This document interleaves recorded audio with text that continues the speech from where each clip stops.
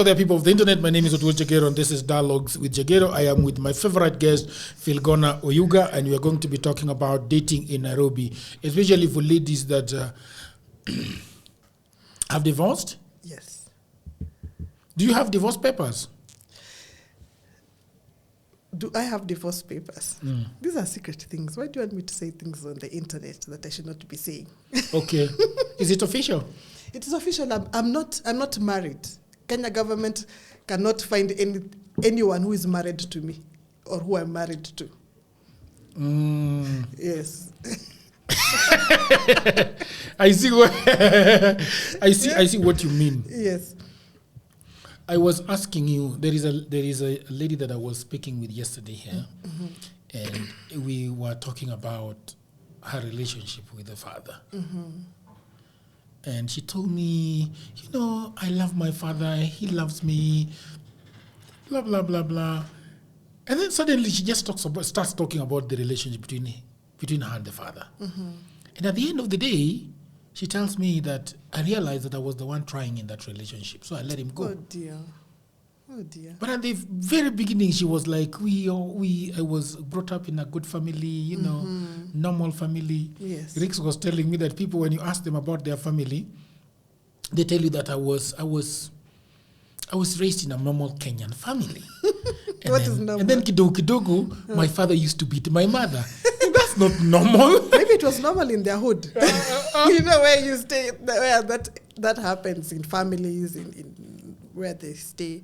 So when you say that there was no drama around your divorce, I do not believe you. It's such a boring story. How boring is it? It's so boring because there's nothing. When you tell somebody, I'm separated or I'm divorced or I'm a single parent, they want drama.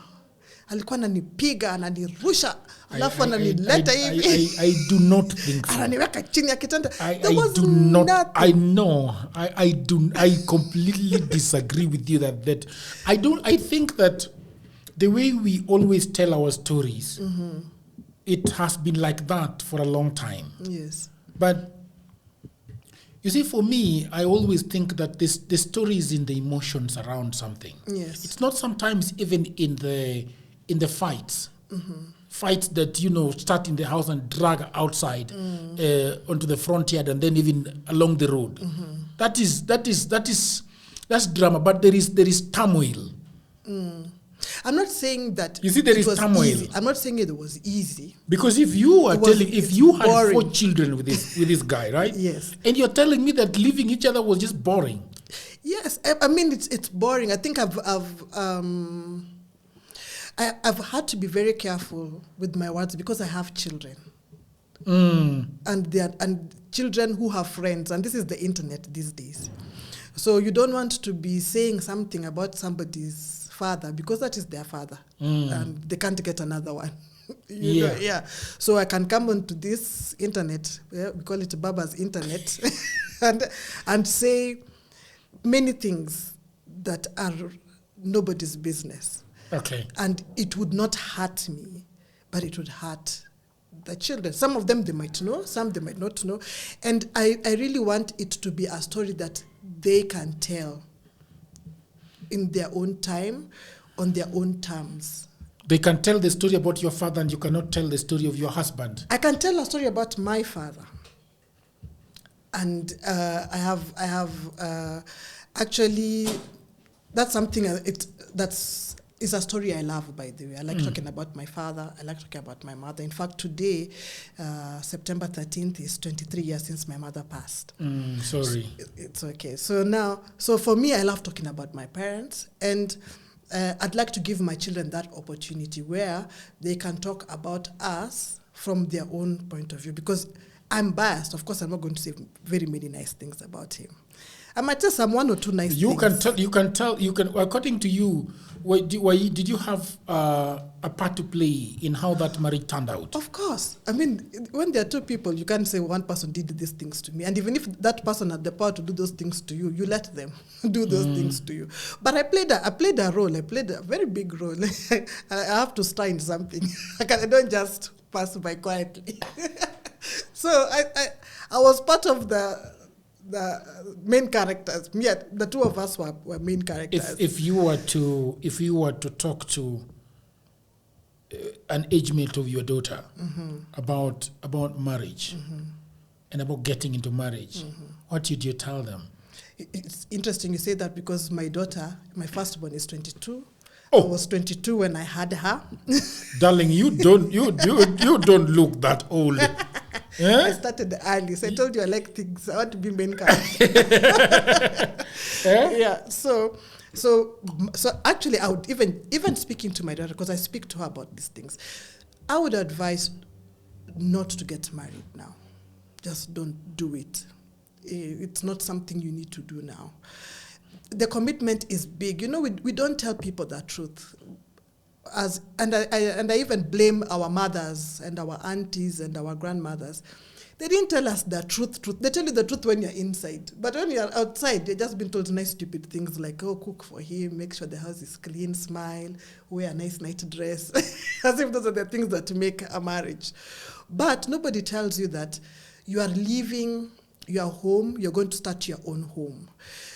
And this home, you're not just marrying this man, you're marrying his whole community, dead and alive. You're marrying that whole, because you're going to have children who are going to behave like his father, who are going to behave like his witch of an aunt. You're marrying a whole, it's not this person. It looks nice, it's lovely that time because you're just two of you and you think that's it. But you're going to be committed to these other people for the rest of your life, especially if you have kids. If you don't have kids, you're lucky. All you have to do is sign a paper or whatever it is, or return goods on cows and be on your way. But if you have children, then you're going to be committed to these people. You're going to be a part of these people's lives. You're going to see them every day in your children. And that is a different level of living. So that's why I always say my divorce or my separation or my leaving or my breakup of my marriage is boring, because the things that happen after are now the serious things, where now I'm trying to heal myself. I'm trying to move on with my life and have these children that look like this burger that I'm trying to forget. There are times you have to catch yourself saying, Kicho kama babako, that type of whatever. So there's a lot that happens, but we focus on what I want to say are non-issues. I mean, if you got out, you got out. Now what next? So back to your question, I've told my daughter many times, don't get married now. Don't think about marriage right now. You're still so young. The commitment is too heavy for you. It is heavy. Having babies is so hard when you are younger. I know it is easier. They say it's easier physically, but emotionally, which now drives even your physical health, it's so much harder. So for me, for my girls, and even for my son, I've just told them clearly, your 20s are for enjoyment. Please enjoy yourself. Please find out what it is you want to do. Get broke. Sleep on a sofa. Buy one-way ticket to somewhere. Get into a bus and go to South Africa. Find out what happens. Then, when you're alone, you move easy. It's light. Where am I going with 4 children? Right now, Jagaro, if I called you in the evening, I have nowhere to go. I'm coming with my 4 children. You tell me, let me call you back. And then, sure. And then you will come I will back. surely tell you that. Then consult with my wife. Then say, to 500 to me, you're 500. I don't feel like to find. But if I'm walking by myself, Ama we get you an Airbnb. Yes. When they sleep. If you are good, that is how many people will get you Airbnb with 4 children. Nobody wants that.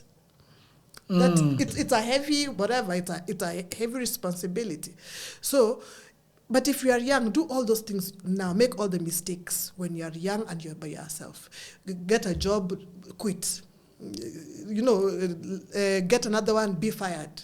When you're yourself, it's not hard. But imagine now the type of person who's working. Now look at the 22-year-old who's working and has a child, and the 22-year-old who's working and has no child. Those are two different animals.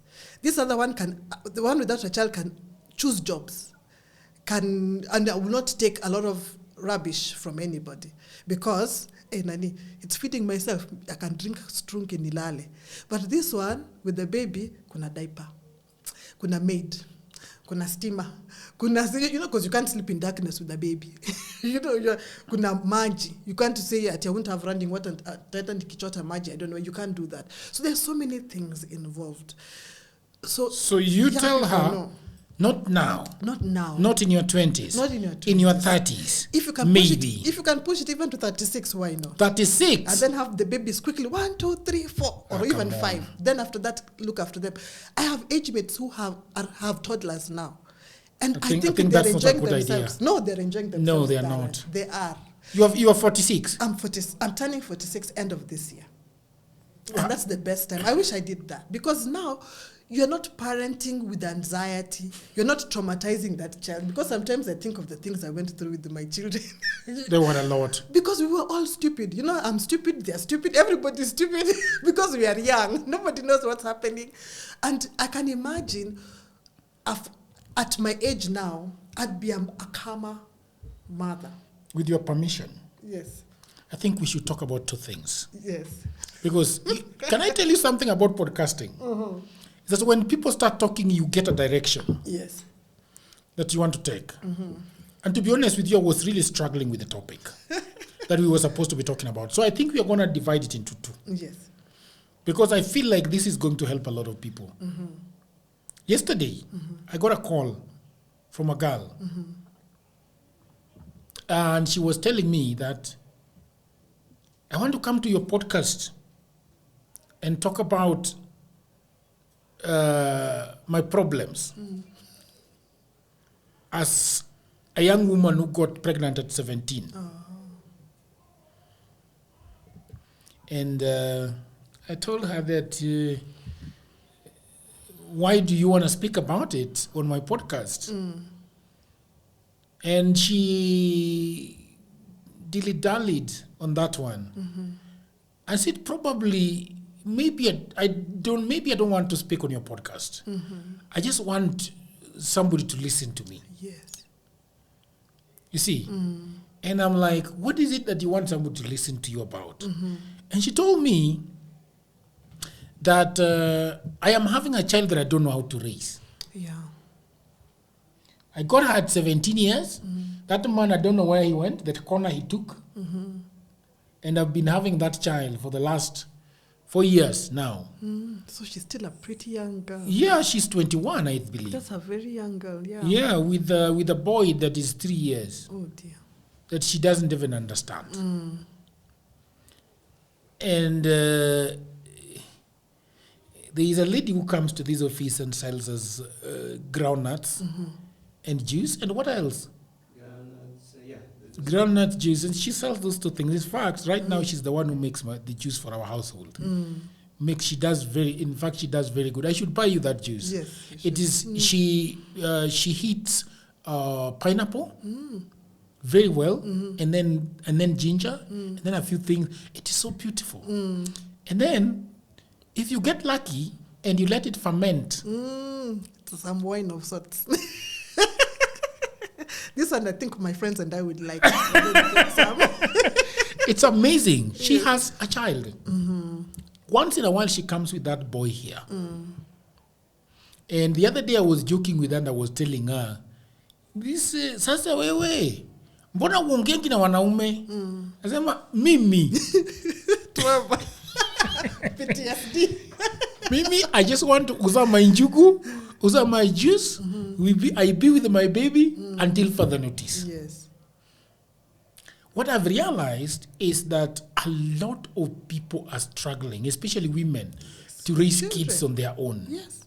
And it is not easy. You know, people think it's some walk in the park. You know, the lightness with which the topic is taken.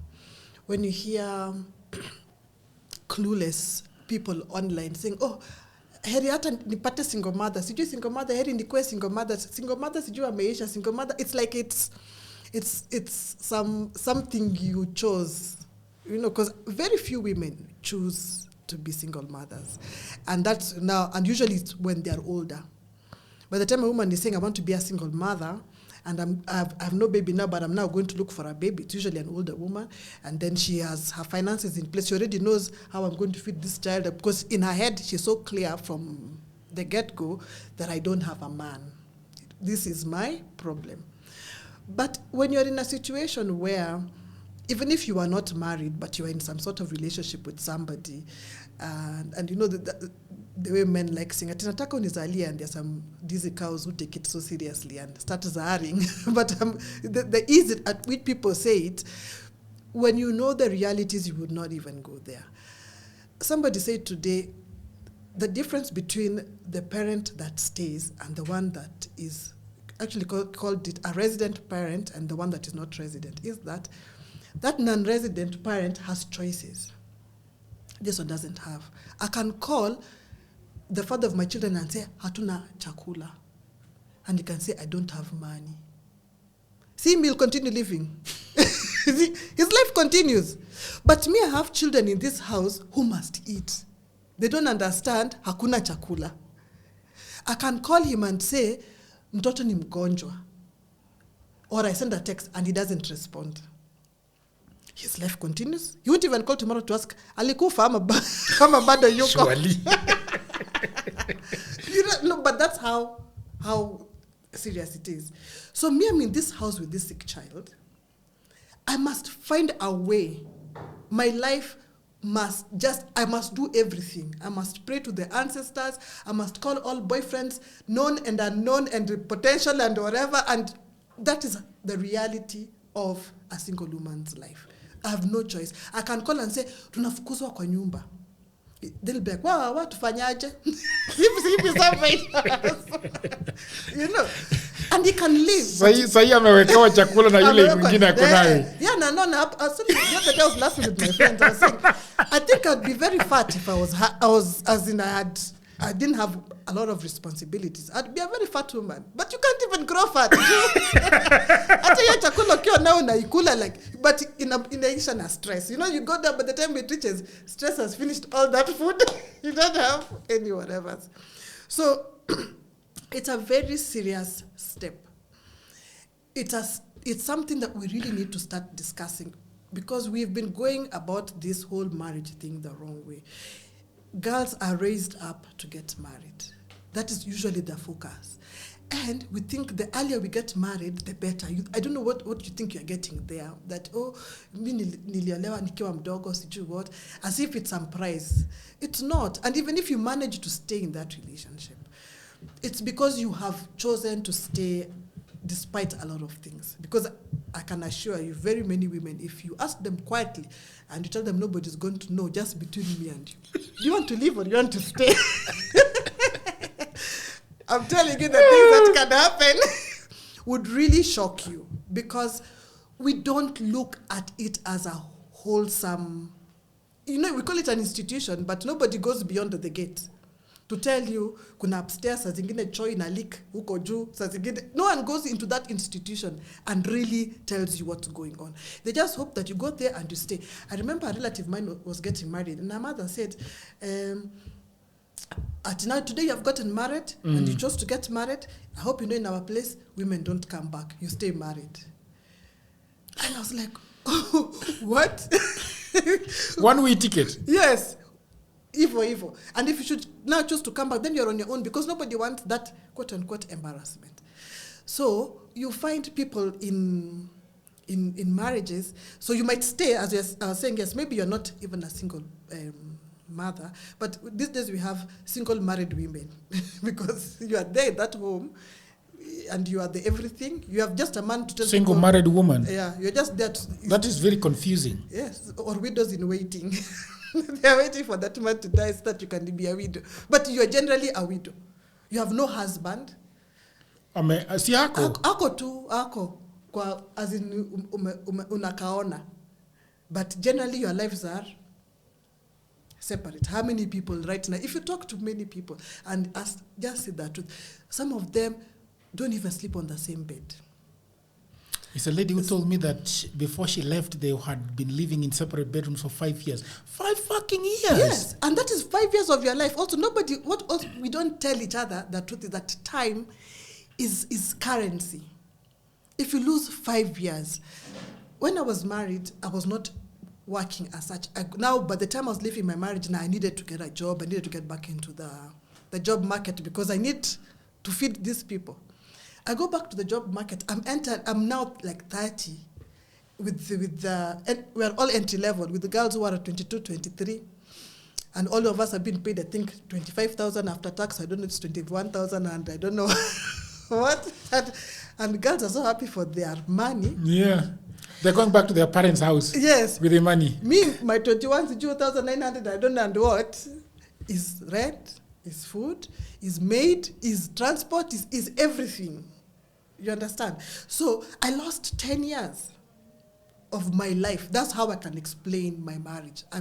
I don't know what people want to say. People like saying many stupid things like, oh, at least you got this, you got to do that. It's rubbish at the end of the day. When I had sex for 10 years. Okay, but I lost 10 years of my life because why do you say you lost it though?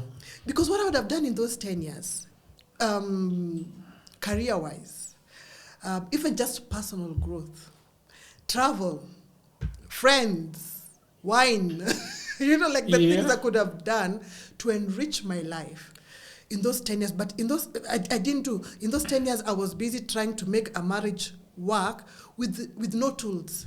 Everybody just says, put on a night dress, it must be clean. Okay, make sure food is hot, cook it yourself, iron his shirt, make sure he has a handkerchief.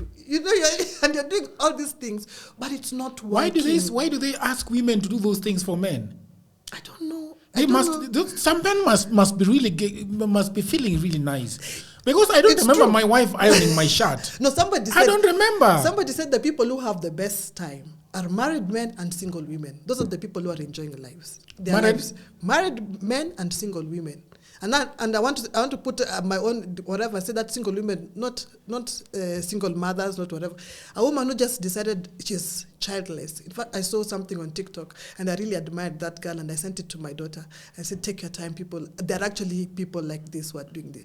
They're taking their time. She said she's religionless, she's childless, she's decentered men. So things around her don't focus. Decentered men? Yes. What is decentering men? Where my life doesn't exist for a man, that everything that I do must end up with a man. But that's how we were brought up as women. You grow up, right from the beginning, my mother would be shouting at us. And I don't even think I think it's because it was told to her, and a good girl then was a girl who was not lazy, a girl who was clean. So you wake up in the morning and she'd be shouting there, I tell you, you're still sleeping. You're going to go and get married in your husband's house, and then they're going to say you are lazy like your mother. And that time, just like, what am I even waking up to do? There's nothing to do here. So everything was always around, you have to learn how to cook. If you don't cook, if people say you don't know how to cook like your mother, who are those people? That husband. Suddenly everything was around that husband. So you grew up again now. We were now at don't be loose. The loose girls don't get husbands. Don't you know? Can I tell you a story that's very interesting? Yes. We had a new house help. And so I went home at 4 and went to the kitchen and whipped the pan and started making myself eggs. My wife was there in the house working. This lady akakuja mbio. Akaniambia, no, I'll do it. I don't like the way she cooks her tea. Yes. So I was doing it myself because I usually do my tea. Yeah. I do a lot. Like right now, I cook a lot. Like there is a particular mboga that I brought it from Kawangware, and it's, what I do with it? It's just in a very big sufuria. So what I do every morning, like today, I worked on it. Yes, I did my witchcraft on it at 5 before I woke up to take care of my daughter to go to school. Yes. You see? Because we don't have a living nanny. So she comes at around 8. So I wake up, I mwaga lactose-free milk in it. I add butter, I add monya luo, and I add a little bit of njugu in it. Yes. And then I loko it, itokote, then I let it cool, and then I weka na funiko. So now when I go, and I go there, and I find my wife is working, I just make myself ugali. And we serve you. You see? And you move on. And I wake up in the morning, take care of Maya. She goes to school. I do a lot of things in the house.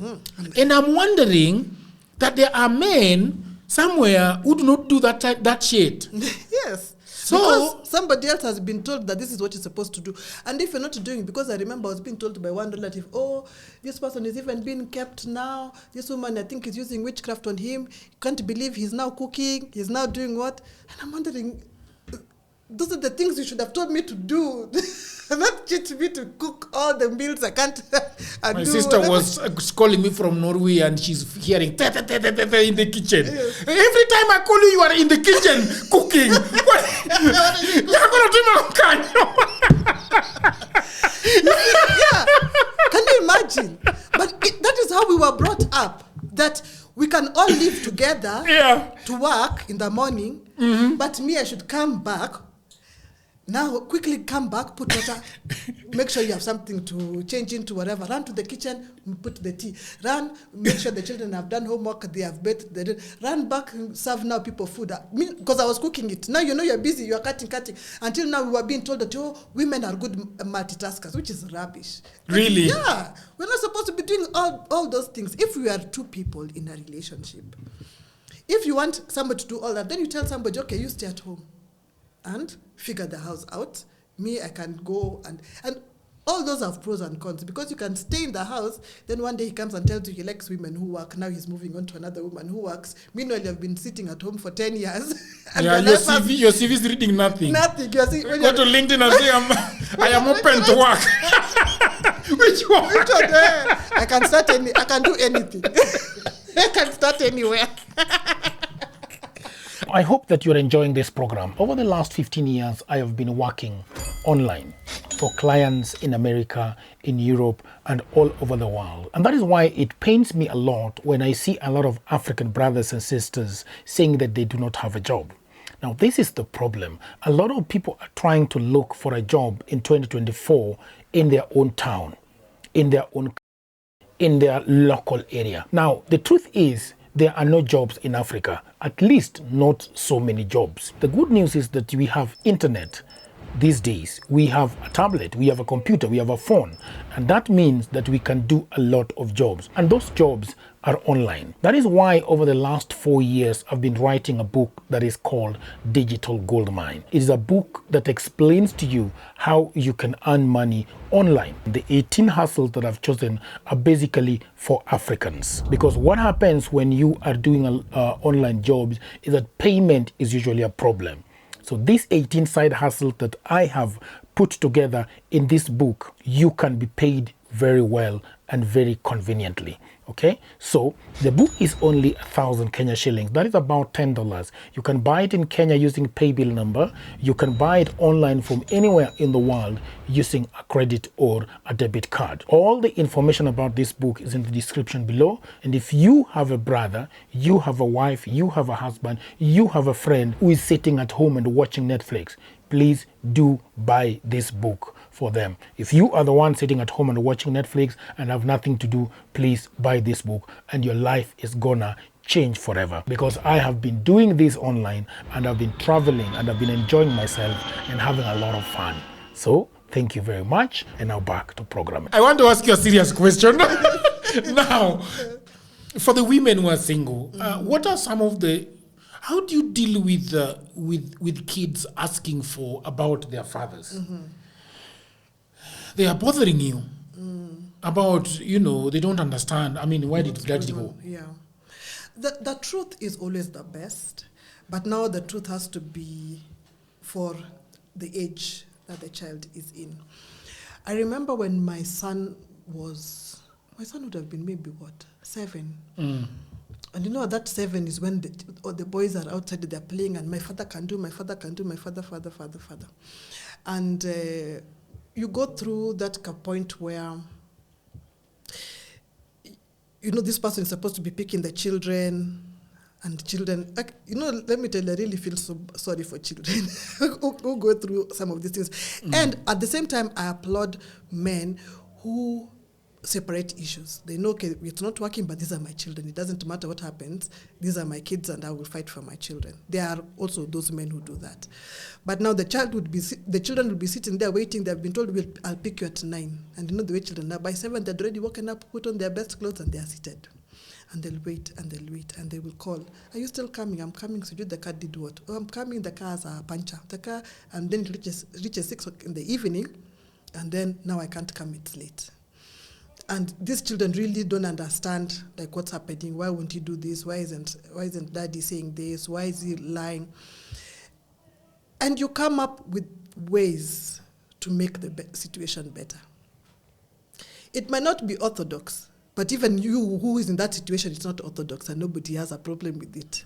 So what I did with my children, and it seemed to help, and maybe we'll only know later if it caused damage or not, but we used to have a neighbor called Mwangi who used to have a dog.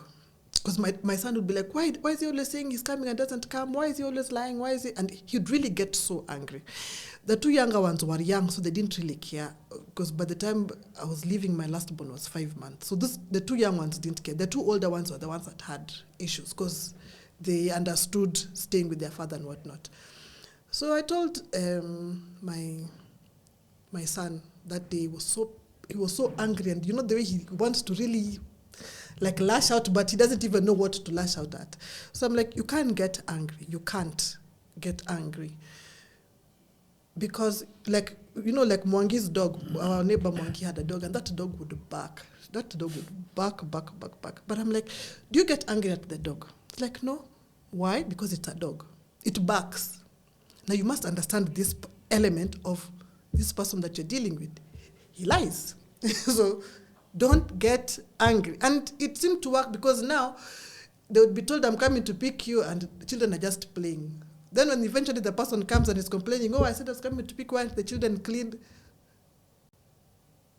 We are managing expectations. So you have to reach that point where now you just become creative with the lies. Not with the lies, or with the truth. It's the truth, but you put it in a size where that child, whatever age they are, can absorb it. So that's what you have to do. They'll reach a point where they will stop asking because they see for themselves what's going on. And that's the other thing about children. Children are not stupid. They're just little people, and sometimes they don't have the words, the vocabulary to explain what it is they see or what is happening, but they understand what it is. That's why you look for vocabulary and you give them the vocabulary so that they're able to understand. So as they grow older, then you just make it a habit of having sessions where you talk openly. And this requires that you also work on your own issues, because then you don't want to, every time they start talking about the father, you want to start crying and you want to start throwing yourself all over the place. It also destabilizes the children a bit. So work on your issues. Working on your issues can mean many things. Going for therapy. And I always insist, don't do faith-based therapy. That's such a bold statement to say. Yes. Come on, you say yours was fucked up. No, I say it with reason, because I've seen it mess a lot of women. Okay, explain. The problem with faith is... By faith you mean Christian? Christian is... I'm not too sure about what the Muslims will do, but you see, the Muslims don't have a problem with divorce. You can divorce and remarry and divorce and remarry. It's not an issue. So they don't, it's not as crazy as it is for Christians, where God hates divorce.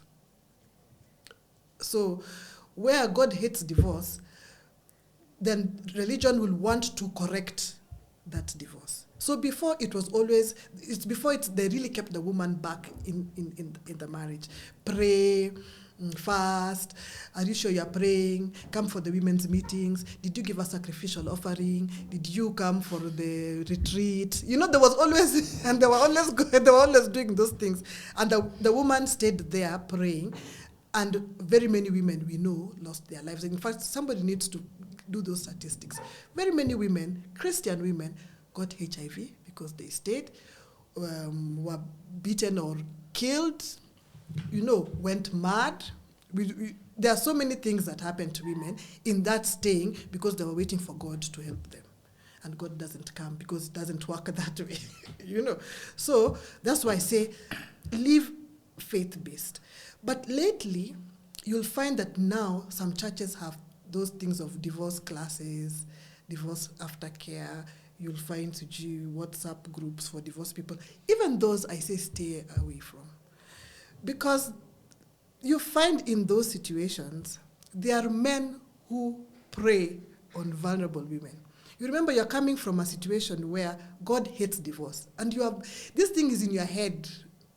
And maybe if you like that relative of mine who was married and told one-way ticket. Yes, women don't divorce. So you are in a different kind of situation that nobody really understands. And in your head, you really want to correct it. So you find that very many women in these divorce groups and whatnot find themselves in entanglements, for lack of a better, because there are men there who pray and who know, who are predators, who know how vulnerable these women are. You've come out of a relationship, you are so confused, you really want a husband, now you are scared of going to church, you don't have a husband, your husband has moved on, he already has a wife, and whatnot, you don't have somebody else, you get here, and this man suddenly is telling you all the good things you want to hear, he's attentive, he's doing what, suddenly you are a good woman because he's telling you how you are so good, not like my own ex-wife who's not allowing me to see the children, who's, all the rubbish they come up with. And you are there, and within 2 minutes you're already sleeping with him, and you don't realize what you've gotten yourself into, and you find women getting themselves into a situation where now there's financial abuse because you've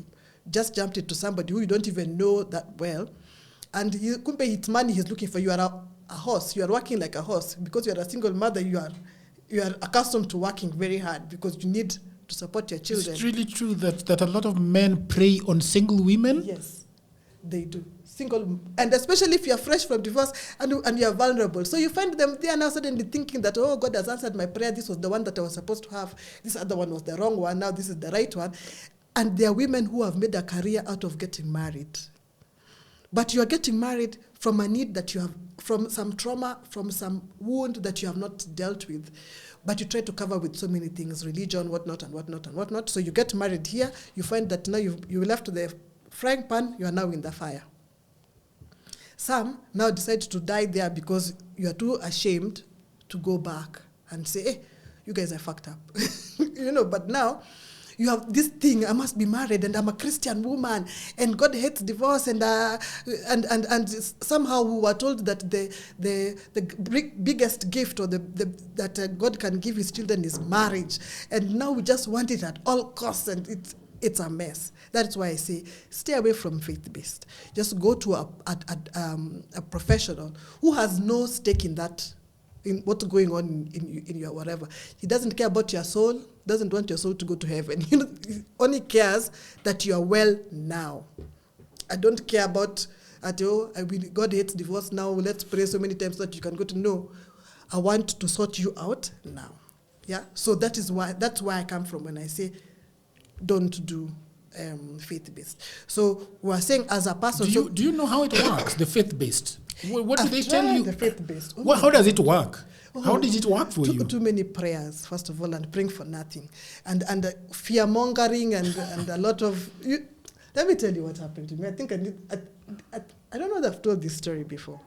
So when everything was happening, so I'm this woman with 4 children. Young. I'm young. My parents are dead. I'm the firstborn. So everything is happening to me, and I'm thinking, oh my God, so now what is good? But in my head somewhere, I know I can't live like this. This is not working for me. And everybody is telling you to pray, pray, pray, pray, pray.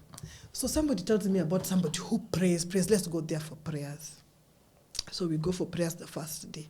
So, of course, the first day, me in my head, I'm thinking, okay, if you're going for prayers and these people are telling me the way they've sold it, that this woman prays and God answers, I'm like, Nani, by the time I'm leaving there, this marriage better be working. I better love him and he loves me. and all whatever it is we are going through, better have worked themselves out, and now we are happy families and moving on. So I got there, of course, the minute I walk in there and the woman starts. Oh, of course... Now, when I look back, it's rubbish because I would know a new person when they walked in. Oh, I've seen you, that the Lord is telling me that you have some issues.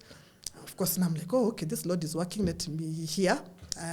The woman that your husband is seeing right now is using witchcraft. I can see she went to get witchcraft from Tanzania. She went to get witchcraft from Mombasa. And I can see coffins are floating around you. I'm like, oh, my God. Why does she want to kill me? I've left for the husband. In my head, I'm just like, so now she wants to kill me. Their coffin's floating in my head. So she's like, oh, now you have to pray. You really have to pray because this woman has really clutched him. So I don't know what even the food is eating in that house. She has put, I don't know what. Anything I could have told anybody, even me if I want right now, I can get a bunch of women and tell them that story and they would believe me. So she tells me how to pray. Oh, you're going to pray. I'm supposed to wake up every 3 hours. Round the clock praying, and she's given me a set of things to pray. The Lord's Prayer, what prayer, the prayers, I can't remember. 3 times, 9 times, I can't. So I got home at 9 p.m., I remember to pray. I stay awake, midnight, I struggle a bit. Then I set my alarm for 3 a.m. I don't make it. Then I wake up at 7 the next day. I forgot to pray those other prayers. And I was just like, is this the work I'm going to do? I can't do even the prayers. Why can't God hear once and do what he's supposed to do? And then we move on. They told you that you had to set alarm for prayer. Every times. 3 hours, round the clock. 24 hours? 24 hours for 7 days. I couldn't even make it the first day. So I was like, this is rubbish. So we go back to the lady. She says, oh, okay. If you can come the next day in the morning, they're going to be praying in the church. I come and pray at the altar at 3 a.m. in the morning. I'm like, who am I going to tell that I've left my house at 3 a.m. in the morning to go and pray in a church? I was like, no. Then now she called me again. Says now, I go to her office. Now she's going to tell me there's some new word apparently God had given her.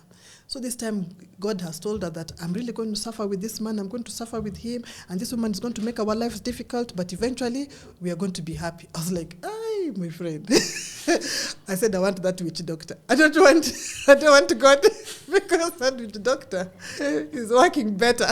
If you can just give me the number of that witch doctor or where to find him, I can go and ask Ulilipo Ngapi. Then I pay more. I think it's easier. You double. Yes. Not even double. You can even add him some 2,000. Tell him, Sasa, geuza. But I'm just like, it can't be this difficult. So that's when I said, you know what, this doesn't make sense. Because when you look at our problems were not even caused by another party. There were problems that were already there. It's only that now when the other party was invited into our pond, it made the problems bigger.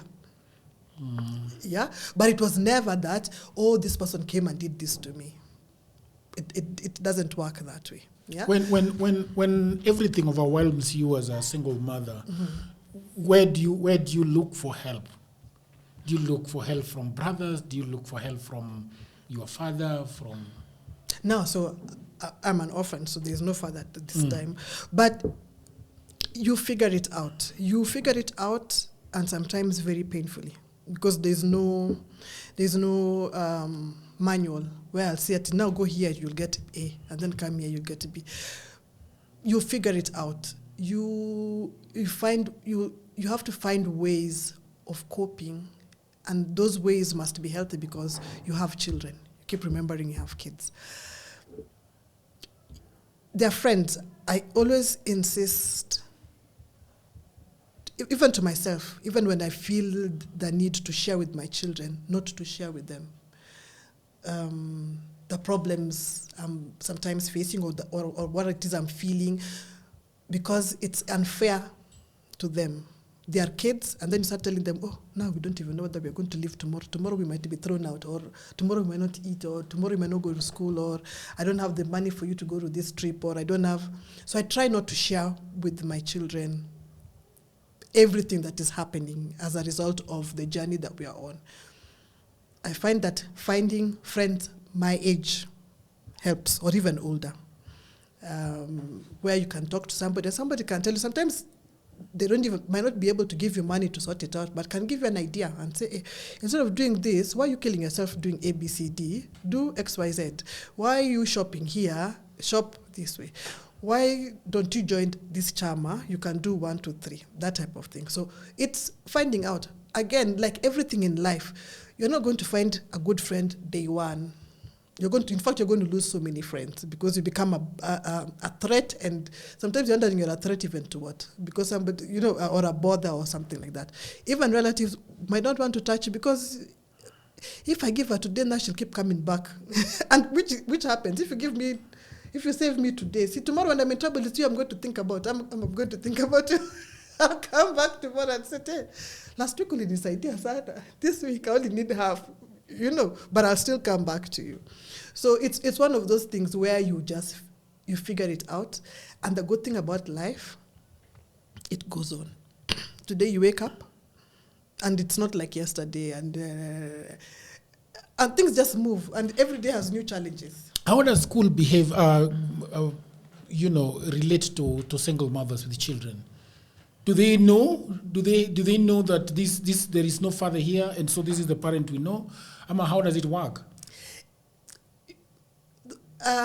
I don't think even it is an issue. Like I said, there are very many women who are in marriages and they are single women. And because our society is what it is, you find that it's not a big deal.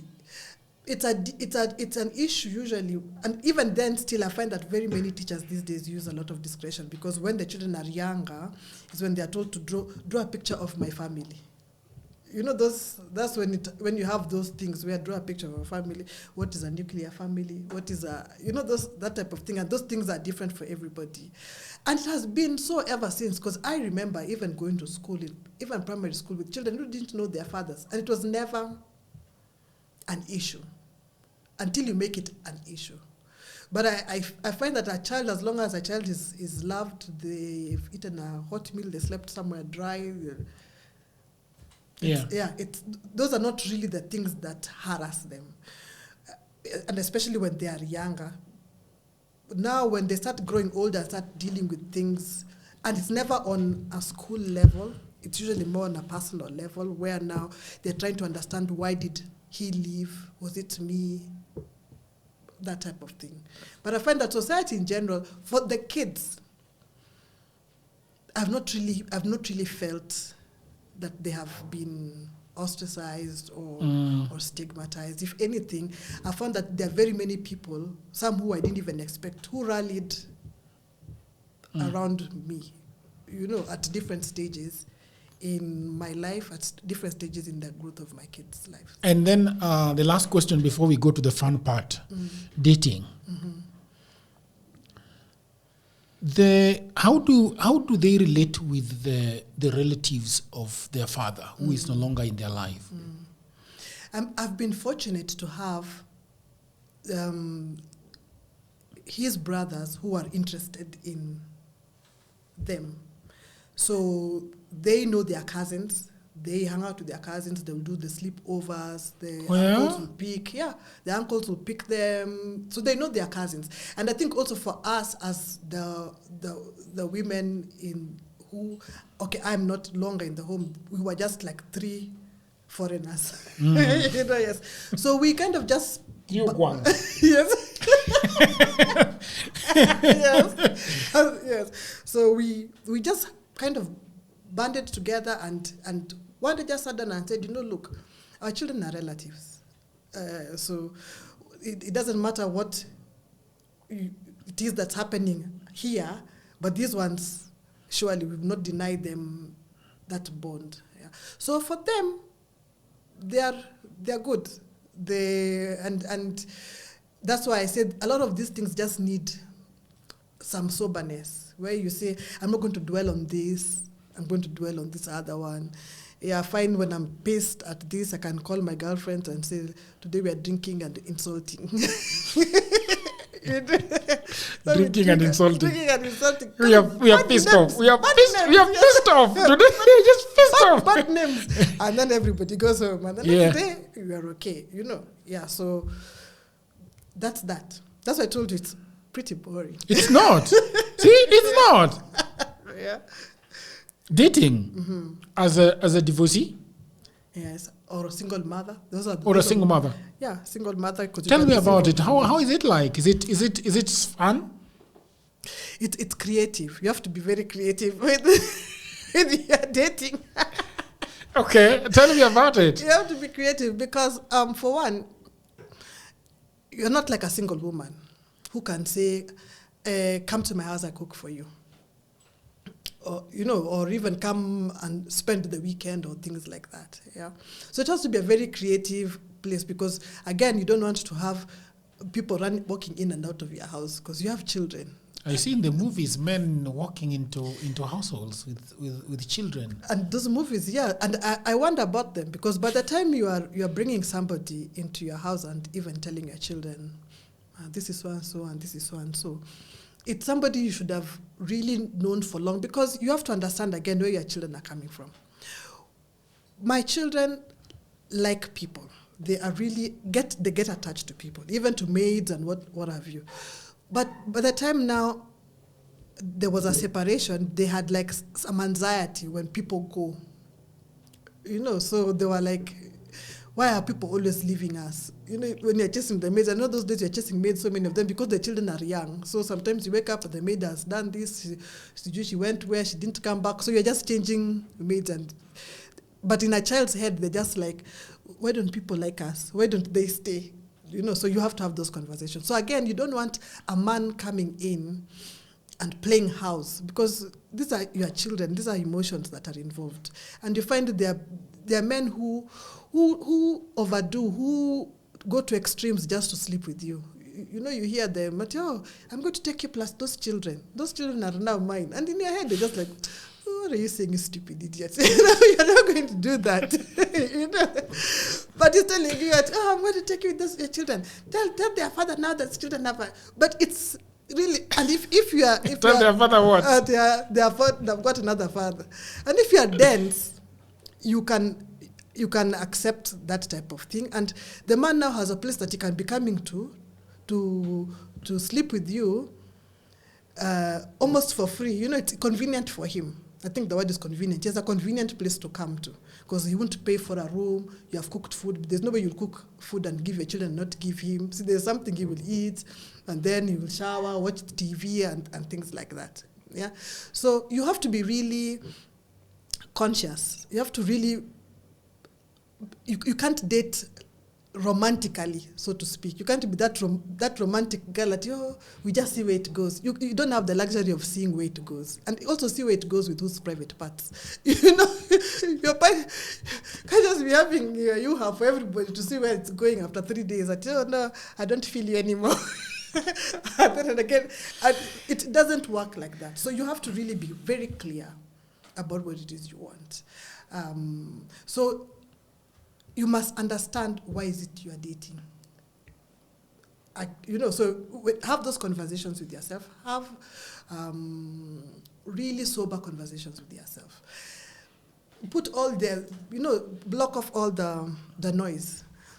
And there's nothing wrong with wanting to date for marriage. If it's marriage you want and that's what you want to do, then you are going to date differently for somebody who's just looking for companionship or somebody who's dating for cash. There are people who date for cash. There are people who date to see new restaurants because maybe the people who date take you to different restaurants and you'll never be able to go there, so you'll go there and take photograph for your Instagram. I mean, there's no shame in whatever it is that you decide you want to date for.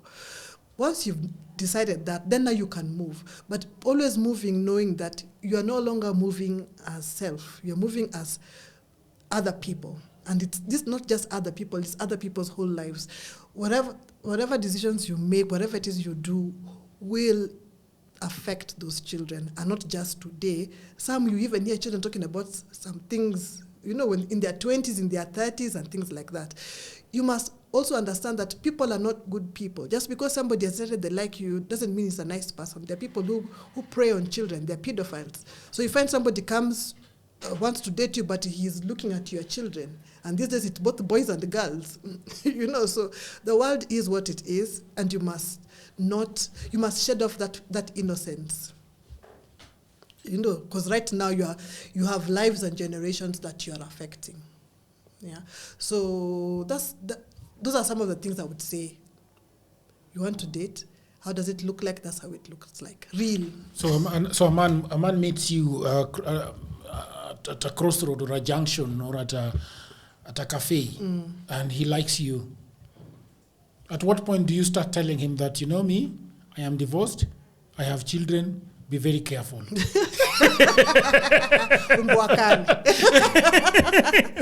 At what point do you start doing that? I don't think again, I always say there's no manual. You have to take things the way they come. I hear very many people say, oh, don't talk about your kids. Others say your kids right now. I have never hidden my children. But it depends on what we're meeting for at that first time. Because when you meet me right now, I don't want to start giving you my whole story. Oh, I'm divorced. My husband used to do this. So they will ask you, tell me about yourself. No, probably where we've met, there's no time. At that time, it's just socializing. It's just now. Oh, you're having a drink. Oh, can I buy you a drink? This music is good. Can we dance? There isn't time for, it's not the environment for whatever. Can I have your number, whatever? Or you can just choose what to tell him. I am a nurse. I like going to the coast. Yes, we do that sometimes. There are times you say anything. You even say, my name is Carol. Those who have told my name is Carol. But you say, my name is, whatever it is. But you see, because I'm still of the opinion that you are a different animal now. You're not dating with the innocence of youth. At this time, I can meet a man and know if I want this thing to go further. Just from vibes. I know people think, oh, woo-woo, I don't know what. No, if you listen to yourself, even men know, that the minute you see that girl, you'll be like, oh, she's nice, but nothing. Then you think, oh, then there's another one that will captivate you. And like, I really want to know about that person. Even as a woman, you are able to say to yourself, I don't feel this. And if you are very honest with yourself, even that ex of yours, you will, if you think back, you will know at the point where you knew, I have no business being with these idiots. You would, and you'll know that, because God, the universe, whoever it is you want to call him, sends, you always have signs. There's always bells, but you want to say, oh, my heart is beating because I like him so much, and it's anxiety. Because when you are around him, you're not settled, So there's always bells.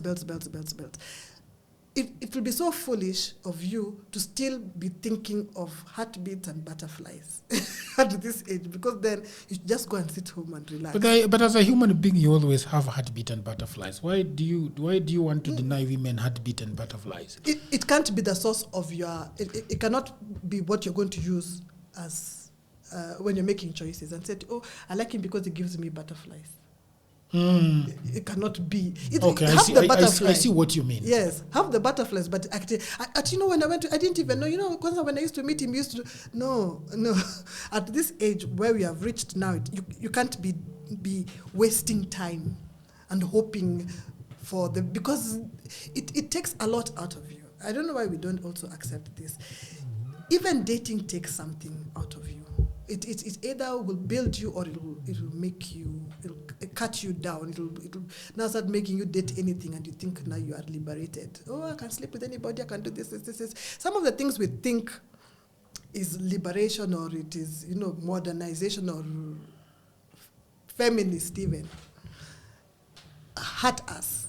And nobody wants to have those conversations where I say, this is not nice. I don't like that somebody thinks I should be with him and he can be with anybody and he can put it to my face and I can say I don't care because I'm only here for bumping body parts. Have that conversation again with yourself. I always tell people, the day I learned this, it changed everything. I have a picture of myself as a young girl. And I look at that girl and say, is this the man I'd want for this girl? And then many times it's not. It's not. But because of all the traumas and the whatever that you have gone through, sometimes you tell yourself, oh, at least somebody's talking to me. At least there's a man who sees me. And you already have the noise from the world everywhere you go.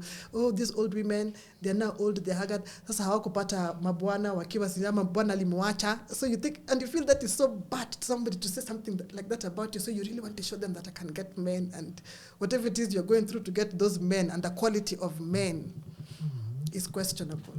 Yeah? So the butterflies, feel them, but it can't be your reason to move. It doesn't make where do you have the sex when you've established that this guy is good? We can have a good time. Going to Mombasa, you bring him to your house, or you go to his house? Again, it depends on what at this age, there are many things that come into play. First of all, for me, I'm always very clear. My house is a no-go zone because why? I want a safe place for my children. You imagine you're like a child, you wake up one day in the morning and there's like a man walking around with like a vest and boxers in your house. And do you every Saturday you're the one who wakes up and it's your TV time, you want to watch your cartoons, he's there trying to watch maybe rugby or I don't know what, scratching himself. And you can't be free in your own home. You know, again, he's a foreign man. I have daughters and all my children are teenage going up. So you are used to waking up, maybe you have put on your short or your bikers and I don't know what you want to eat. Now there's this strange fellow. So I want a place for my children where they are so sure I can go home and just be. It doesn't matter what happens in my life. It doesn't matter, and the size of the house doesn't matter and whatever, but it's my place where I know if I go, I can put my music, I can walk around. Amakobe said that you can always send your kids away and have the man come over. People can do what it is that they feel they can live with.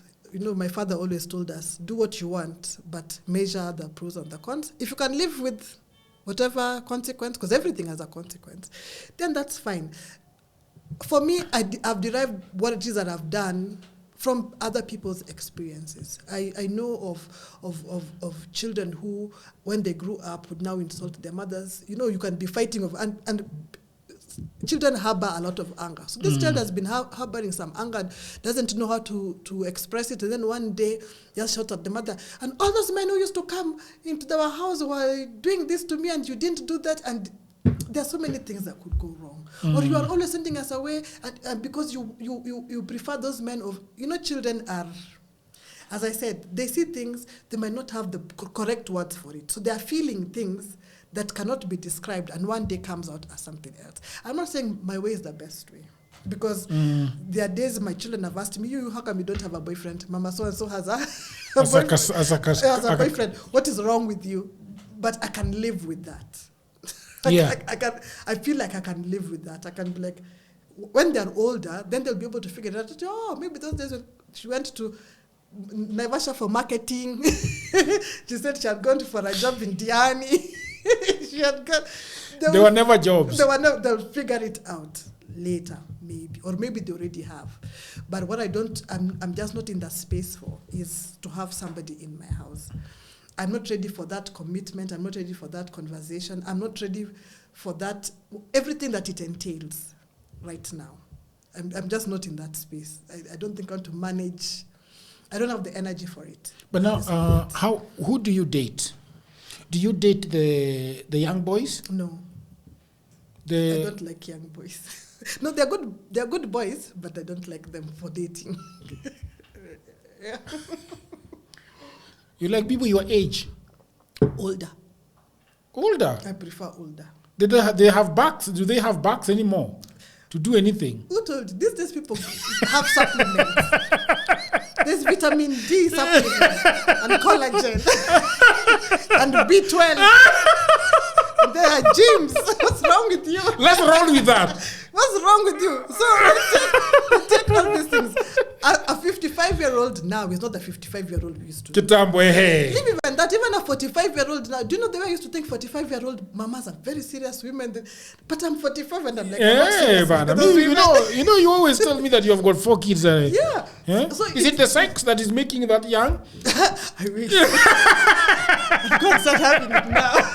More of it, not having it. The 55 and strong. No, kwa gym. Kumbe they're thinking of Felgonah. If you see me with them, because first of all, we go and dance rumba until morning. Rumba. After we have danced rumba, then, so these days, people are looking after themselves. And they look after themselves well. Again, I would not want to date somebody who's younger, because I might not be able to give you the things you need at that age. You'll find somebody maybe who's younger, maybe he's not married.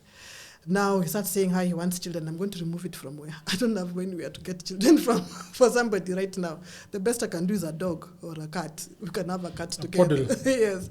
But beyond that, I can't do that. So there's some things also for me. And then I've also just understood myself. And I know what it is I can manage and what it is I can't manage. I'm not in the space of performing.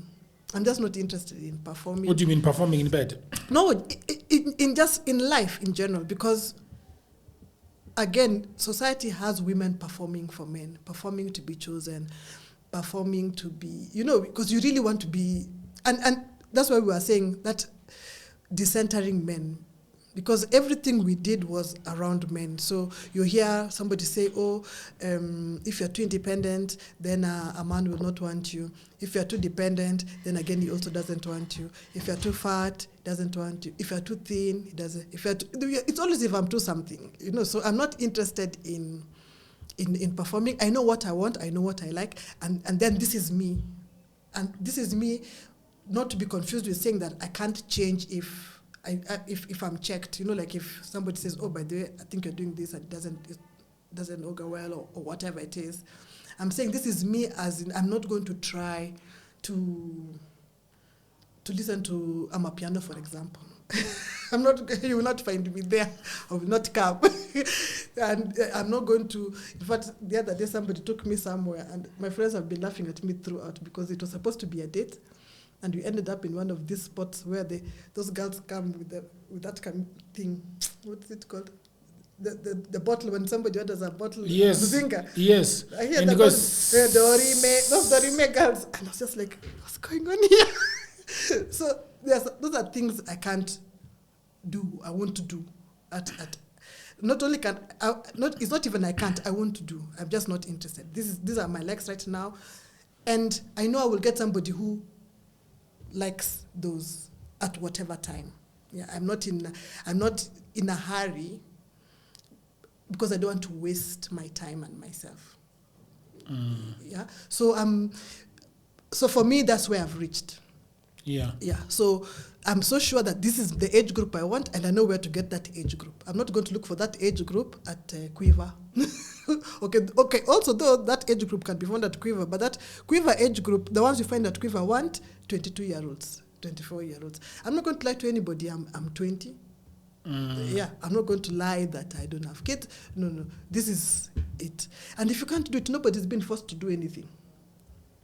Yeah, everybody has a choice, and you move on. Yeah. Tell me about this book. Dating. Adua is dating in Nairobi. Yeah. So Adua is my alter ego. It's your alter ego? Yes. She says things I'll not be able to say sometimes. Yeah.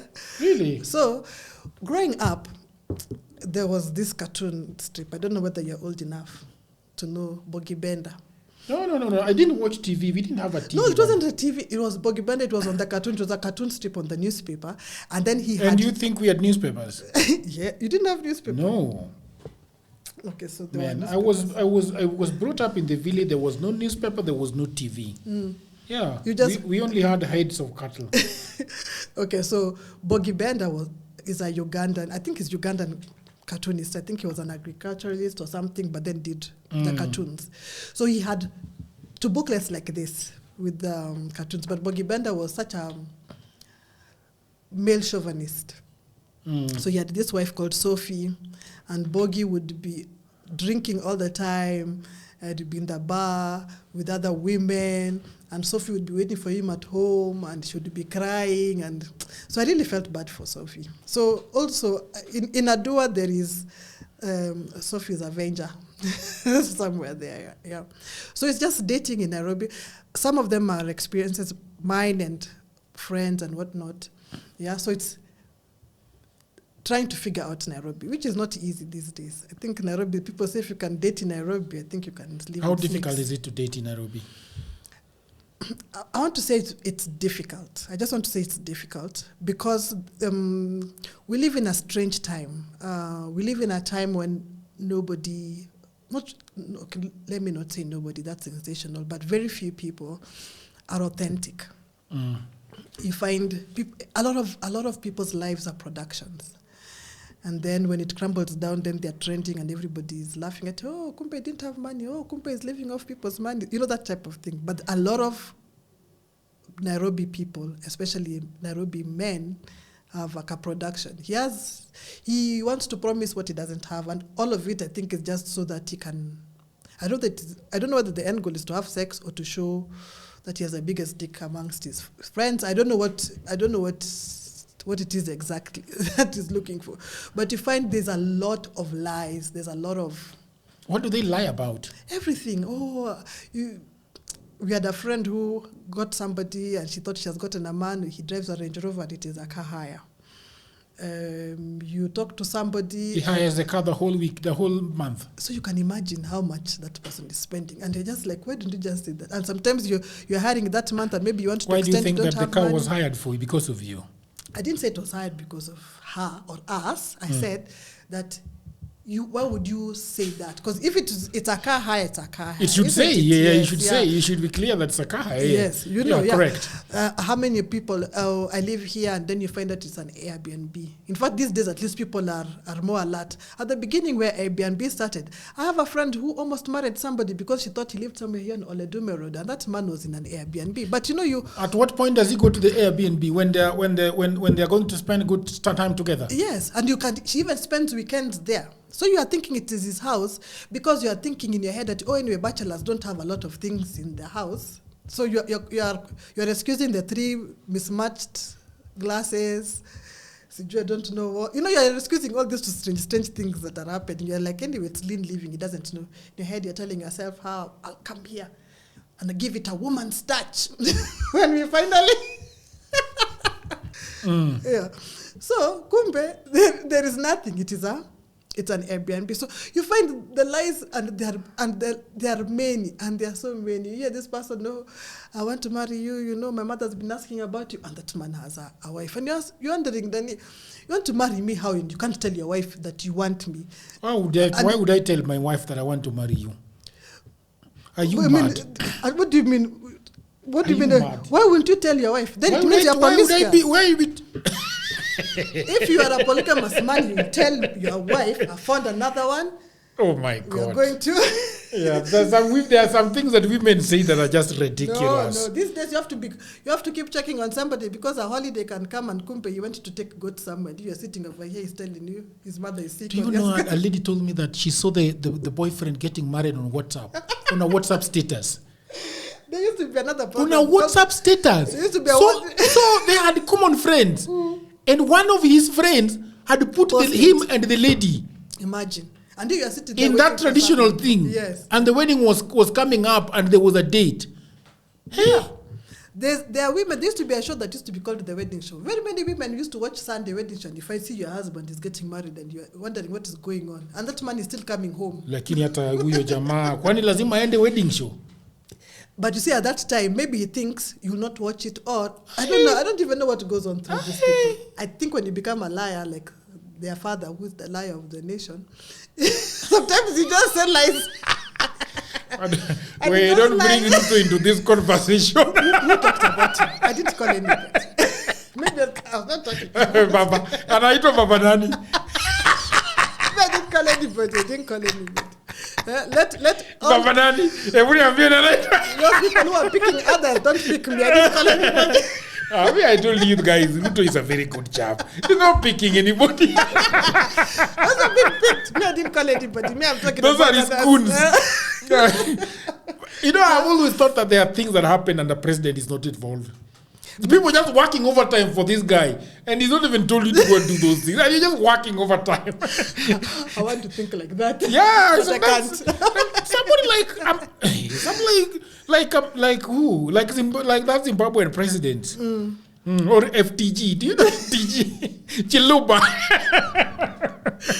People are overworking. Yeah. So you are going on with the story of this. Yeah. So it's just one of those fun books, comics you sit down and read. To be very, my wife really likes watching this kind of things, but it's a video. You know them. The Americans making this kind of videos. Into videos. Oh, yeah. And she really likes them. She really likes them. Yeah, so it's just those whatever's conversations or situations that somebody's trying to put you in comic form. I hope you are selling this one. The last time you told me it is the other one was free. No, this one is on sale at Nuria Bookshop. At Nuria Bookshop? Yes. It's an adult book? Yes. You know, when you say it's an adult book, people start thinking it's porn, because that's the... No. It's not like children's book. No. It doesn't have children content. Does it have adult content? You see, again, What is adult content? The one that my wife is watching is very adult content, by the way. The language might be crazy. a bit strong. The language might be a bit strong, but it's not. That's what I meant. There are things that are it's implied, but it is. You will not see the cartoon of Nuria Notebook. How much at Nuria Notebook? It's 1,000 shillings. Only. 1,000 shillings. Only. Nuria Notebook. Nuria Bookstore. Nuria Bookstore. Yeah. So everybody is really praising that bookstore. It is a good bookstore. And they can find you on Nyarowiro. Yes. On Twitter. On Twitter. And then Felgonah __ Oyuga on Instagram. And then Facebook ni Felgonah Oyuga too. Yes. Then Gmail tusiseme. Wanataka kuniambia nini? Wataniambia DMs. Felgonah is a seasoned writer and storyteller. All things I wish they told me. How to enjoy a relationship with an African man. She has also written an urban fairy tale titled Aminata, published on Kindle. She has a weekly newsletter, Letters From Felgonah, which is read in over 20 countries around the world, including Kenya, South Africa, Uganda, and UK, recovering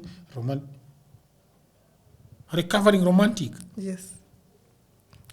What does women come up with terms? Yo. If people can recover from alcoholism, even romanticism can recover from. She's a wonderful mother and enjoys the company of the sea. Yes. You know, the company of men. The sea. Very good. Thank you very much, people of the internet. That was myself, Dialogues Jagero, and Oyuga. Felgonah Oyuga. Thank you very much. It's always a pleasure having you here. Thank you so much. Always nice coming back. Have you learned how to edit videos so that you be cutting your videos the way you want them? Until another episode, bye for now.